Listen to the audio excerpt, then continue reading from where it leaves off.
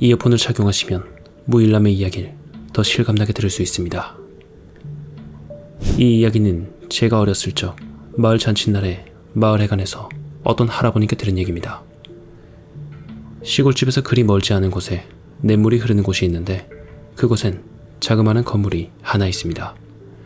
지금은 그 건물이 너무 오래되고 낡았는데 할아버님이 젊은 시절 그 건물은 누군가 돌아가셨을 때 관을 짜주시는 분이 임시로 짜둔 관을 보관하는 건물이었다고 하네요. 한날은 젊은 시절의 할아버님과 친구분들이 수박밭에 있는 원두막에서 늦은 시간까지 술을 드시고 있었다고 합니다. 술도 다 떨어지고 얘기거리 역시 바닥이 났고 치기였는지 모르겠지만 할아버님의 친구분께서 솔깃한 제안을 하셨더래요. 마을의 어르신들께서 부정탈 수도 있으니 근처에도 가지 말라고 신신당부를 한 그 건물을 한번 들어갔다 와보자는 거였죠. 누군가가 들어가서 정해준 시간을 버티고 나오면 다음에 실패한 사람들이 술값을 내자는 그런 내용의 제안이었는데 술을 좋아하시는 할아버님에겐 그야말로 절호의 기회라는 생각이 들었다네요.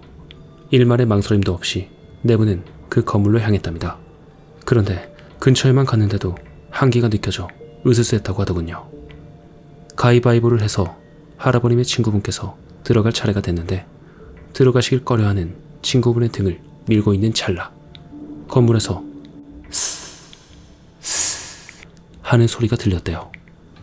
내부 모두 서로 눈빛으로만 사인을 주고받다가 동시에 용기를 내서 건물의 창문으로 다가가 안을 들여다봤는데 그곳엔 흰색 소복을 입은 여자가 관을 엄청난 속도로 빠르게 쓰다듬고 있더라네요.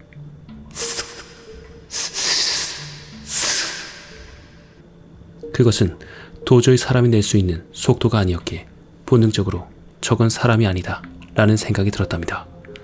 그 길로 비명조차 지르지 못하고 집으로 도망쳐서 문을 잠궜는데 얼마나 정신없이 뛰쳐들어왔는지 옷도 찢어져 있었고 여기저기 상처도 있었고 땀에 쩔어 있었다고 합니다. 그렇게 뜬 눈으로 밤을 새고 아침 일찍 친구분들을 만나서 어제 일을 얘기했는데 이상하게도 할아버님만 그때 일을 기억하시고 나머지 친구분들은 술을 마시고 곧장 집으로 갔다고만 말씀을 했답니다. 건물의 앞까지 갔던 그런 일부터 가위바위보를 했던 것, 서로 건물 안에서 들렸던 그 소리를 인식을 하고 눈빛을 주고받았던 것까지 하나도 기억을 못했다네요. 오히려 친구분들은 할아버님이 술에 취해 꿈을 꾼 거라며 치부했다고 합니다. 그리고 그날도 그 친구분들과 4개까지 술을 마시며 그날 있었던 일에 대해 열심히 설명을 하고 또 설명하다 보니 날이 어두워져 어서 집으로 가야겠다는 생각이 들었대요. 가뜩이나 무서운데 집으로 돌아오는 길엔 비까지 내려서 더 무서웠다고 합니다. 어쨌든 집으로 돌아와서 세수를 마치고 잠자리에 들었는데 어디선가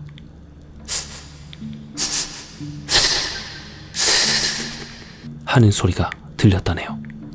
숨도 쉴 수 없을 만큼 긴장이 되어서 이불 속에 얼굴을 묻고 가만히 계셨는데 그 소리가 너무나 궁금해서 이불만 살짝 들추고 빼꼼히 내다본 순간 어제 봤던 그 흰색 소복의 여자가 할아버지 방의 방문을 미친 듯이 쓰다듬고 있었답니다. 그대로 기절을 한 건지 꿈 같기도 하고 아닌 것 같기도 하고 알쏭달쏭하신 할아버님이 정신을 차렸을 때 어느 논밭 한가운데 서 있었다고 하더군요. 주변은 온통 안개로 뒤덮여져 있었고 하늘도 뿌연 안개로 덮여 있어 앞이 안 보였다고 합니다. 단지 발밑에 이미 베어놓은 벼가 있는 것으로 보아 밭이었다고 생각했다네요. 발길 가는 대로 걷다 보니 저 앞쪽으로 큰 덩치를 가진 사내가 서 있었답니다. 말씀하신 크기로는 지금의 체육마시 정도의 그런 크기였다고 합니다. 여하튼 눈을 찌푸리며 조금 더 다가가자 그 사내가 인기척을 느꼈는지 뒤를 돌아봤다고 합니다. 머리엔 상투를 트고 풀어헤친 저고리에 팔짱을 낀 팔은 물론이고 몸에 털이 여기저기 나있고 길게 기른 눈썹이 눈매가 굉장히 무서웠답니다.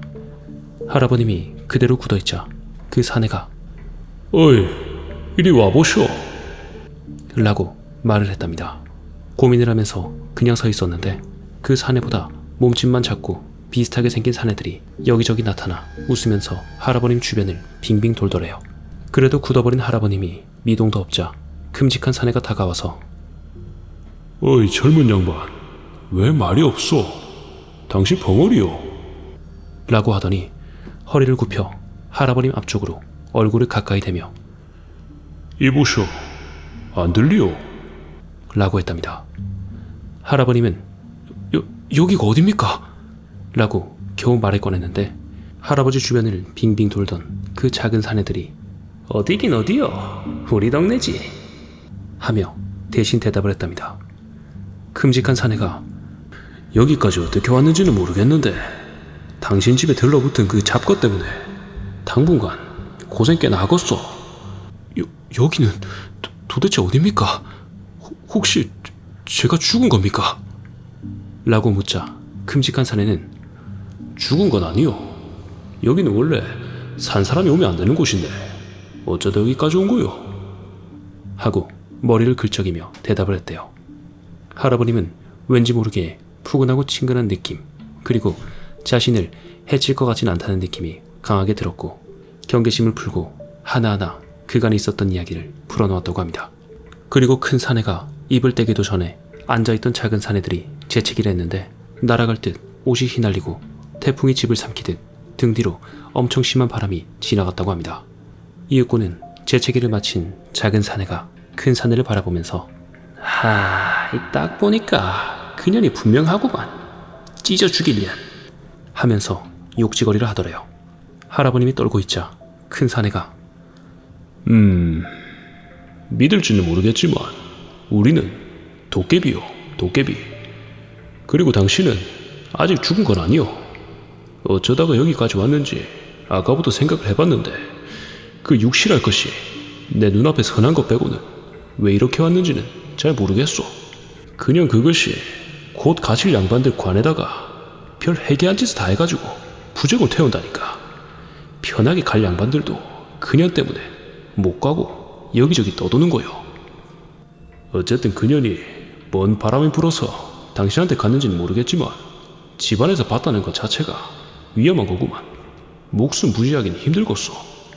그러고 여기는 우리가 사는 곳이요.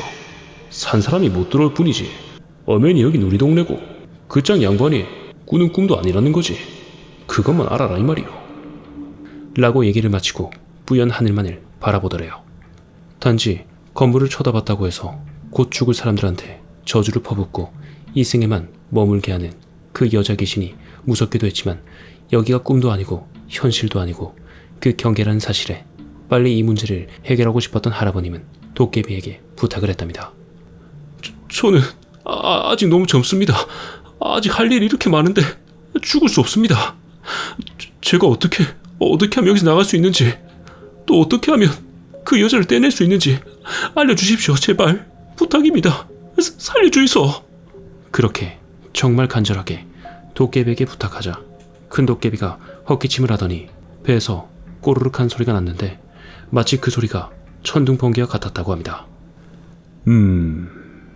그러면 우리가 배가 고파서 그러는데 메밀묵을 많이 써주면 한번 생각해 볼 테니까 정확하게 5일 뒤에 큰 대접에 메밀묵을 가득 담아서 대문 앞에 놔줄 수 있겠는가? 라고 장난기 섞인 목소리로 물어봤답니다. 할아버지는 당연히 괜찮다고 했고 아무것도 보이지 않는 그 안개 속에서 오직 도깨비의 옷조고리만을 붙잡고 천천히 따라오라는 도깨비를 따라서 꽤 오랜 시간을 걷고 걸으셨답니다. 얼마나 걸었는지 감도 오지 않았을 때 금태로 두른 커다란 문이 보였답니다. 그곳에서 큰 도깨비가 춤을 추고 노래를 부르자 그 큰 대문이 열리면서 눈을 뜰 수 없을 정도의 강한 빛이 보였답니다. 할아버지의 말씀을 빌리자면 따뜻한 비단옷을 수십 겹을 겹쳐 입은 듯한 그런 따뜻하고 부드러운 느낌이었다고 하네요. 그렇게 얼마 지나지 않아 할아버지는 꿈에서 깨어났고 이불을 머리까지 덮고 있었던 탓인지 온몸이 땀범벅에 숨도 차고 어지러웠다고 했습니다. 바로 실눈을 뜨고 방문을 바라봤는데 아까 봤던 여자는 없었다고 했습니다. 그곳에서 몇 시간이가 있었던 것 같은데 시계를 보니 시간은 겨우 15분 정도밖에 지나지 않았답니다. 꿈인지 생시인지 모르고 있었는데 그게 너무나 생생해서 할아버님은 일단 메밀묵을 준비하기로 마음먹었답니다. 그 이후 할아버님은 5일 동안 매일 가위에 눌리고 악몽을 꾸시며 매일 밤마다 꿈에서나 현실에서나 그 여자를 봐야 했답니다. 참 이상한 게 그 여자는 말도 걸지 않고 할아버지의 머리맡에서 다리 밑에서 시간이 갈수록 점점 할아버지에게 가까이 오고 있었답니다. 4일째 되는 날 잠을 자고 있었는데 너무 한기가 들고 느낌이 좋지 않아 눈을 살며시 떴는데 그 여자가 할아버지의 얼굴 앞에서 미친 듯한 속도를 내며 할아버지의 얼굴을 쓰다듬고 있었답니다. 이윽고 그 여자가 남자와 여자의 목소리가 합쳐진 톤으로 곧 가자 곧 가자 곧 가자 곧 가자 곧 가자 곧 가자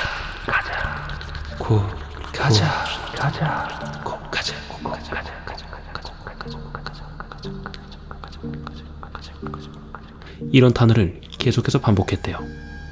혼비백산에서 밖으로 도망 나온 할아버님은 소리를 지르고 울면서 동네를 뛰어다녔답니다. 마지막 5일째가 되는 날 할아버님은 그간 모아뒀던 돈을 탈탈 털어서 메밀묵을 엄청나게 많이 준비해서 해가 지기 시작할 무렵부터 대문 앞에 메밀묵을 매일 놓아뒀답니다. 그리고 돌아서면서 대접이 아니라 대야에 담아뒀으니까 제발 좀 도와주이소 라고 중얼거리고 방으로 돌아왔대요. 문도 다 걸어 잠그고 이불을 뒤집어 쓴 채로 방 안에 얼마나 있었을까요? 꾸벅꾸벅 졸고 있었는데 밖에서 친구분들이 다급하게 부르는 소리가 들렸답니다. 반가운 마음에 밖으로 나가려고 했는데 뭔가 느낌이 좋지 않아 방 안에서 왜 부르냐고 대답만 하고 있으려니까 친구분들이 지금 빨리 가야 한다고 자꾸 재촉을 했대요. 너무 궁금한 나머지 창호지에 자그맣게 구멍을 내어 밖을 바라보니 마당 담벼락 위에 검은 물체 하나가 할아버님 친구 세 분의 목소리를 흉내내면서 앉아있더래요. 할아버님께선 그 말씀을 하시면서 하마터면 오줌을 지릴 뻔했다고 말씀하셨어요. 하지만 할아버님은 이성의 끈을 잡고 이 시간에 무슨 일이야? 내 아파서 못 나간다. 이렇게 대답했다고 합니다. 그러자 밖에서 그러면 내가 직접 끌고 나와야겠구만 하더랍니다. 너무 놀란 할아버지는 알았다. 지금 옷 갈아입고 있으니까 좀만 기다려라. 라고 말하곤 일부러 바시락거리는 소리를 내었고 더 이상 밖에서 인기척이 없었는데 갑자기 인연이 여기 어디라고 들어온 거야? 사지를 지져줄까? 당장 꺼지지 못하겠나? 어? 이 대체 무슨 해코지를 하고 다니는 거야? 죽은 사람이 할 짓이 있고 하지 말아야 될 짓이 있지. 왜 엄한 사람을 괴롭히는 거야? 어? 내 당장에 배가 고프니까 너라도 잡아 처먹어야 속이 시원하겠구나. 라고 다투는 소리가 들렸답니다. 그리고 큰 바람이 몇 번 불고 방문이 흔들거리더니 아이들이 웃는 소리가 까르륵 들리고 덜컹덜컹 하더니 아주 잠깐이지만 비명소리가 들리더니 잠잠해지더래요. 할아버지는 너무나 놀라서 그 자리에 서서 굳어있을 수밖에 없었답니다. 그리고 창호지를 통해서 밖을 내다봤는데 마당엔 아무도 없었대요. 그리고 쥐죽은 듯 밖이 조용해지자 무슨 용기가 생겼는지 메밀묵을 확인하러 나갔는데 메밀묵은 멀쩡하게 그대로 있었답니다. 손을 댄 흔적은 없었는데 다만 색이 좀 이상했대요. 대문 밖을 나가보니 어스름하게 비추는 달빛 아래 원두막으로 가는 방향으로 그때 보았던 큰 도깨비가 주위에 도깨비불 몇 개와 함께 덩실덩실 거리며 걸어가고 있더래요. 그리고 그 후엔 도깨비도 귀신도 꿈도 가위도 악몽도 아무것도 없었다고 했습니다. 그러면서 저에게 호기심에라도 그 건물에는 절대 가지 말라고 신신당부를 하셨습니다. 굉장히 오랜 시간이 지난 뒤였는데도 저에게 그런 일이 생길까봐 노심초사하는 것 같았습니다. 제가 들은 얘긴 여기까지입니다. 아이스크림이 다 녹을 때까지 멍하니 얘기를 듣고 있었어요. 너무 재밌었거든요. 정말 현실과 다른 경계가 있는지 모르겠지만 도깨비가 마냥 무섭지만은 않다는 걸 깨달았네요.